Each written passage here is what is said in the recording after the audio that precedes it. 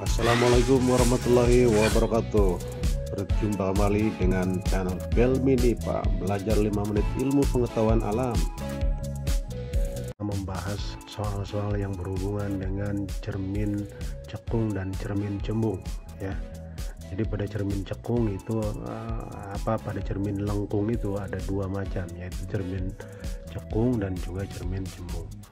Nah, pada cermin cekung kita memiliki persamaan seperti ini, baik cermin cekung maupun cermin cembung ya, yaitu 1/f sama dengan 1/s ditambah 1/s aksen. Terus menghitung berapa perbesaran bayangan yang dihasilkan, kita bisa menggunakan persamaan, yaitu M sama dengan H aksen per H, atau bisa juga dengan S aksen per S. Tapi nilai S aksennya nanti bernilai mutlak, atau walaupun nilainya negatif nanti kita buat menjadi bernilai positif. Nah, jadi persamaannya seperti itu ya. Nah, F-nya itu apa? F adalah fokus, satuannya cm, M besar adalah pembesaran bayangan, S adalah jarak benda ke cermin, H tinggi benda, dan S aksen adalah jarak bayangan ke cermin, serta H aksen adalah tinggi bayangan, semua dalam satuan cm. Perlu kalian ketahui juga bahwa sifat bayangan pada cermin lengkung itu, jika S-nya positif maka bayangan bersifat nyata, jika negatif maka bayangan bersifat maya. Jika H aksen positif maka bayangan sama tegak dan maya, jika negatif maka bayangan terbalik dan nyata.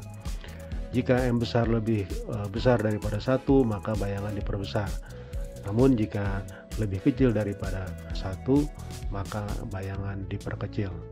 Nah, jarak fokus cermin cekung positif dan cermin cembung negatif. Nah, ini kalian harus ketahui ya, sifat-sifat bayangan pada cermin. Nah, ini fakta-faktanya yang harus kalian tahu bersama. Bagaimana dengan dalil S-back? Dalil S-back ini berbunyi bahwa jumlah ruang benda ditambah dengan ruang bayangan sama dengan 5. Nah, jadi R benda ditambah R bayangan itu sama dengan 5. Ini dalil S-back, perlu kalian tahu bersama.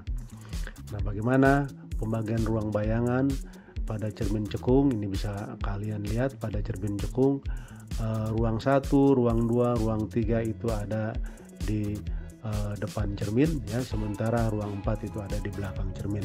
Pembagian ruang pada cermin cembung, di ruang 4 itu hanya ruang 4, sementara ruang 1, ruang 2, ruang 3 itu berada di belakang cermin. Mari kita lihat contoh berikut ini kalian supaya lebih paham lebih dalam ya. Di depan cermin cekung diletakkan benda sejauh 6 cm dari depan cermin, sedangkan fokus cermin itu adalah 24 cm.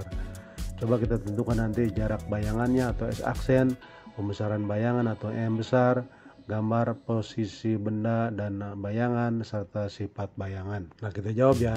Contoh, jadi F nya adalah 24, S nya adalah 6 cm, berarti benda di ruang 1. Jadi fokusnya 24 cm dan S nya 6 cm.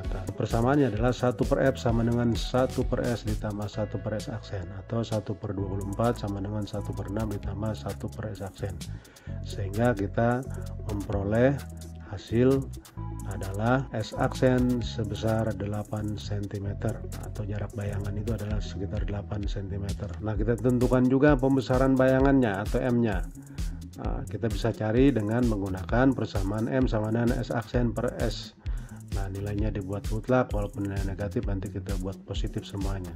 Diperoleh nilai 8/6 adalah 1,3. Jadi pembesarannya adalah 1,3 kali. Mari kita amati sifat bayangan yang kita peroleh dari hasil ini.